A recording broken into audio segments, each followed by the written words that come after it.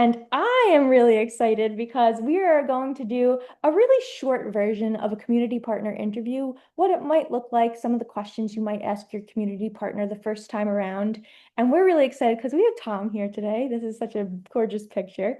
And Tom is here. He's been a community partner with Project Invent Teams before and has agreed to do this shortened version with us just so we can set the stage of what a community partner might look like, interview might look like with you all.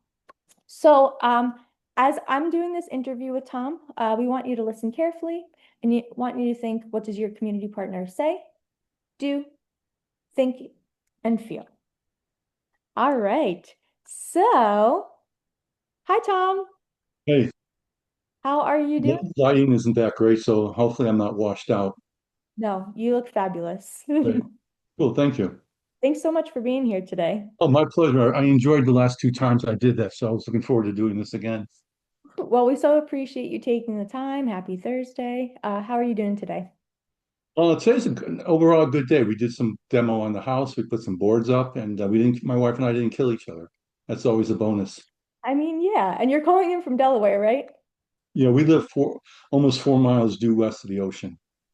Do you get to go to the ocean and the beach at all? During the summer, my wife loves the ocean, loves the beach, and I can tolerate the ocean after a while. But so we pretty much are during the season. We're there maybe 3 days a week. Oh, that's a decent amount. And we have friends who live about, half a block off the water, so we can park at their place. So we Yeah. always have parking, and it's a nice place. I've come to learn the peacefulness of watching waves come in and out. I love that. I actually grew up by the beach myself, so sometimes when I just need to think, I go there. Yeah. Awesome. Well, again, thanks for being here. So can you just introduce yourself? Tell us a little bit about yourself. I'll give you the quick overview. So my name is Tom Cosentino.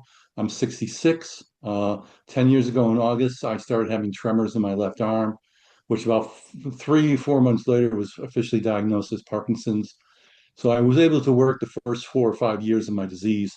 And then the stress of the job with Parkinson's just became too much. So I retired in 2020, kind of not quite sure if you want to call it retirement, kind of walked out of the building after some ugly meetings. But so now I'm in 10 years in. My symptoms are very, not really noticeable. I'm very fortunate in that respect. I take medication throughout the day that kind of controls the tremors, and then there's also, cognitive issues with, higher executive function. You start as the night gets longer and the day gets longer. I have difficulty getting the thoughts out of my head from my mind to my mouth in a coherent way. But I try to work on that every day. No, thank you for sharing that. Can you tell us a little bit about what your daily routine looks like? Well, first of all, I'm retired, so my daily routine is a lot of procrastination because I miss being structured. That was one of the things I enjoyed about working was there was a structure involved.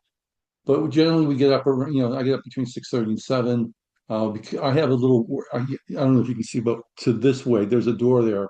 I have a little exercise room there. So every morning I do like anywhere from half hour to 45 minutes of yoga, full body stretching. And then I have a TRX system. So every other day I'm doing upper body exercises. And I have a bike. So like Monday, Wednesday, Fridays, I ride the bike for about 45 minutes. Tuesday, Thursday, Saturday, I do the TRX. And then every day I do the stretching. And I play pickleball about three times a week. That's a lot of but then when I'm not doing those things, I like to do, I try to keep busy with my wife, do projects together. I like working on puzzles. I like, playing mind games, Sudoku, and other things to keep my brain sharp. And we play a lot of cards. We have a card group that gets together, and once a month we play poker, or I call it Tom gives $40 of his money away. Oh, that would be me too. Yeah. Oh, yeah, I was about to ask if you had like any hobbies or anything, but sounds like cards and pickleball and puzzles. I used to do a podcast on Parkinson's, and that kind of went by the wayside. But it's something we're still exploring, just like an open conversation. But for me, there's so many podcasts out there about Parkinson's. I want to find something that's unique or fills a niche. I just don't want to be a me too. Did you record that in your house? Yeah, actually, I did it here with another person. We used a program called StreamYard, and we did it through StreamYard, and then we uploaded it to Facebook, a bunch of other social medias. And unfortunately, my partner had Parkinson's, and her Parkinson's was much worse than mine, and we just got to the point that she can no longer do it. So we just kind of took it off the air for a while. But I really enjoyed doing that. It was a great way to just have conversations. I'm a firm believer in storytelling. I think you can give somebody a book and with facts and figures, or you can wrap those facts and figures around a story. And I think the stories are more resonates with the individual. So I like to hear people's stories, and then you can make it better. Rather than just say I have Parkinson's, these are my symptoms. If you tell your story, you can make it more. Someone may say, "Yeah, I have that." Make those connections. And I do once a month. I lead a small discussion group on Parkinson's, which we're trying to expand. Is that in your community or is it through Yeah, Zoom? that's in the community where I live. That's really powerful. I'm sure I agree. I think storytelling is so powerful that like as you said, you could just give facts to people, but when we take the time to actually listen to each other, I think it's a Yeah. beautiful thing too. And I kind of look at it in the sense that when I was first diagnosed, I was fortunate enough to meet a number of great people. And one person I realized at one point I was going to give her some moral support at a discussion group, and people really weren't paying attention to her. So I started getting a little angry. And I kind of stood up, and I'm a type A personality. I'm like, guys, I don't understand this. This woman saved my life with the information she gave me. In 6 months we worked together. She made a huge difference. She was my, and it hit me. Said she was my Sherpa. She carried my. I tried to get to the mountaintop, but I had too much weight, so she carried my weight for me. And that was the moment I figured I need to start carrying the weight for somebody else. And that's what kind of got me more involved. Oh, I also do advocacy work with Michael J. Fox, trying to Oh, get our means, trying to get our mean senators to quit cutting funding for Parkinson's research. I mean, yeah, no, that can happen.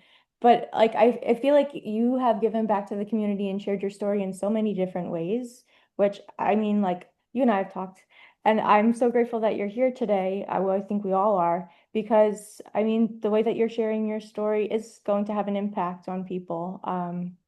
Yeah, no, just really appreciative of you being here. I'm an open book, Well, open book, I do have another question for you. far away. I know that you had expressed some of the challenges, whether it be because of Parkinson's or not. But like in your daily routine, are there certain challenges that do stand out for you? Well, I call it now fine motor skills when I have to use my fingers because the truth, I'm sort of exaggerating a little bit, but I'm just not, well, actually, I'm not. That's my left hand tremor. I don't know how well you can see it. Yeah. So when like we were working the project we were working on this earlier, I had to take two small things and connect them together. And I try to make some humor of it. This I'm kind of going like, come on, damn arms. Finally I gave them to my wife, said you make the connection. But for me, it's I get the fine motor symptoms. Those are kind of difficult to work around because there's not much you can do. I try to limit the amount of maintenance medication I take because too much medication is not good for you, and too little is not good for you either. So I'm always trying to find that balance. So I tend to live with the little tremors because the I can medicate. My doctor said once, I can medicate you to any level you want to be, but I don't want to be medicated like that. So I just sort of deal with, and I get as the day progresses, I get more tremors in my left calf. And the calf is like right now, I can feel the calf doing one of these. So I wear compression sleeves on my legs when the calf starts to hurt. I find that my theory is the brain doesn't understand there's pain until the nerve tells it there's pain. So if you can compress that area of nerves, you're getting less information being sent to the brain. So it doesn't seem as pain. It sort of drops the pain level from like say a 6 down to a 4. Oh, wow. So everything with Parkinson's is ways of finding how to manage your life. No, I appreciate your response with that. Are there any like I know you just said you have the compression pieces. Are there any other tools that you use to help you manage these challenges? And unfortunately, my watch is charging, but I have an iWatch and there's an app called Neuro RPM, and they use the Health Foundation. So yeah, I have an Apple Watch and an Apple phone, and what that does is that with the sensors in the phone, it will track my tremor, something called bradykinesia or dyskinesia. And so either with Parkinson's, you're either on, which means your symptoms are under control, or you're off, which means your symptoms aren't under control.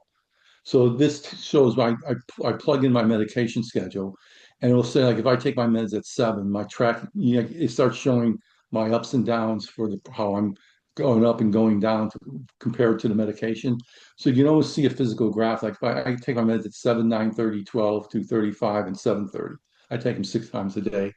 It's like microdosing. I take smaller amounts 6 times a day to kind of stretch it out a little bit. And so I can almost see the sine wave going like up and down. In the morning, I wake up, I have I need more little dopamine. So my symptoms go up a little bit, but then I get my dopamine and then it starts going down. Dopamine starts to wear off, it starts going up, it starts going. So that's right now I'm working with my doctor to try a new medication, which is a continual release. Instead of taking like an immediate release tablet, this will like little tiny beads inside a capsule and it's kind of like when those little pouches you put in your dishwasher. There's three compartments, and they have different film, and so the outside coatings disintegrate at a slower rate, so it helps you spread it out over a longer period of time. Oh, that's really interesting. I mean, modern medicine's amazing. Oh yeah, Yeah, no, thank you for sharing all that. We have time for like one more question. Um, sure. I know, as we said, this is like a much shorter community partner interview than they traditionally will be when the teams meet with their community partners. But being that you've done Project Invent before with teams, do you have any advice for teams as they're meeting with a community partner from your perspective? Yeah, I think, but don't be afraid to fail because if you don't try, you don't try something. If you're afraid of trying something, you'll never know if it works or not. You know, Google actually had something that was my son works for Google, and there's something called the Google X, which like they paid you to fail because if they wanted you to work on a project, if you got to the point that the project's not going where you want it to go, they rewarded you by walking away and starting a new program. We're so much, I think we're afraid to let people fail that like I know I want to fix things, but if you let them do something and if it's not right, sometimes the learning is trying to figure out why it's not right. As opposed to if you do it right the first time, everything I used to have 5 or 6 people that worked for me. And one lady once asked me, why is everything a game show with you? I'm like, what do you mean? She goes, well, you never answer my questions. You always come back with more questions. I'm like, you're right, because I want to guide you to the answer. I don't want to give you the answer. I want to guide you to the answer. And it's the same thing I find with trying new things. I want to fail because then I can take it apart. I can like reverse engineer it and figure out where I went wrong, and then I can make those changes there. And then it's a growth experience and learning as well. I love that. Actually, one of our values at Project Invent is make failure okay, Oh just for yeah. that reason, because like learning and growth are part of the process. And if we, inhibit ourselves in thinking like we can't do something or we're afraid to fail, we're gonna miss out on so many opportunities. Someone once asked me at an expo if they could have lunch with me because they wanted to have a conversation because they said I like the way you think because I'm looking for somebody who can think outside the box. I'm like, well, yeah, I'm not your person then. He goes, what do you mean? He said, I don't know what the box looks like.